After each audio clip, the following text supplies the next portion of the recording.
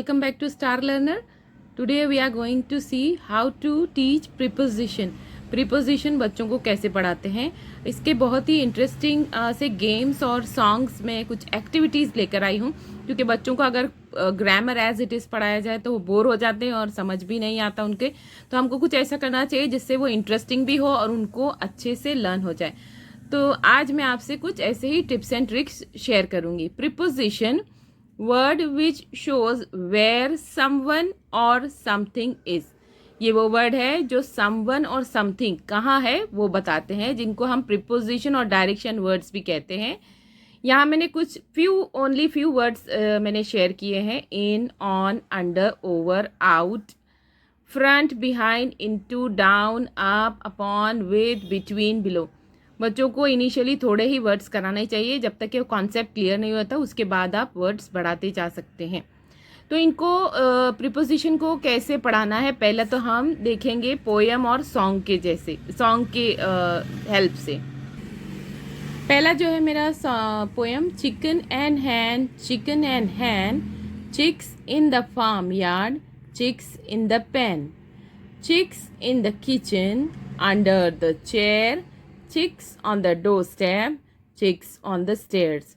तो इस तरीके से देखिए, जो ग्रीन वर्ड्स हैं वो ग्रीन जो कलर से मैंने हाईलाइट किए हुए वो वर्ड्स है हमारे प्रीपोजिशन वर्ड्स के, बता रहे हैं कि चिक्स किधर हैं। तो इस तरीके से आप पोएम या सॉन्ग यूज़ करके उनको पहले अट्रैक्ट कीजिए ग्रामर की तरफ, और जब वो अट्रैक्ट हो जाएंगे तो फिर हम दूसरी और चीज़ें जैसे गेम्स हो गए तो वो भी इंट्रोड्यूस कर सकते हैं to make it more interesting.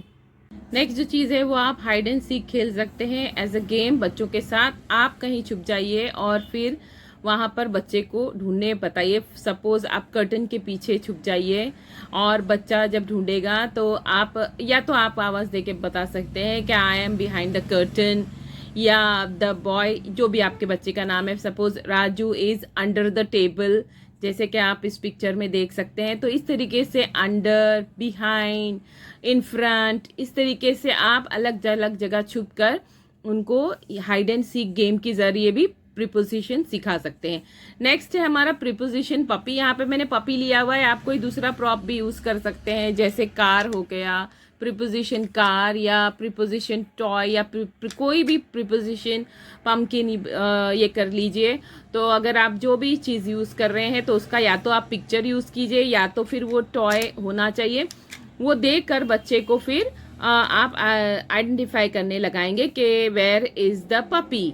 Suppose puppy आप दे रहे हो तो पिक्चर ही है, तो puppy, where is the puppy, in the box, on the table, on the sofa. तो इस तरीके से आप डिफरेंट गेम्स उनके साथ खेल सकते हैं और बच्चे को ये बहुत ही इंटरेस्टिंग हो सकता है। जैसे आप दे सकते हैं, where is the car, on the bridge, where is the car, under the bridge, where is the car, inside the box या इन द बॉक्स। तो इस तरीके से ये टॉयज के ज़रिए भी आप प्रीपोजिशन उनके साथ खेल सकते हैं। नेक्स्ट जो है हमारा स्कैवेंजर हंट गेम है। तो इसमें भी आप क्या करेंगे कि बच्चे को ऐसी चीज़ें ढूंढ कर लाने बोलेंगे घर में ही, कि जो टेबल के ऊपर है, on the table, behind the door, in front, इस तरीके से। तो वो बच्चा खुद ही ढूंढ कर लाएगा, लेकिन ये गेम आप लास्ट में रखिए। पहले उनको प्रीपोजिशन वर्ड्स जो है उसे फेमिलियर कराइए, उनको सिखाइए। उसके बाद आप ये थोड़ा, जब बच्चा आपको लगे कि ये हो गया है, उसको आ रहा है, तब आप ये गेम उसको बताएंगे।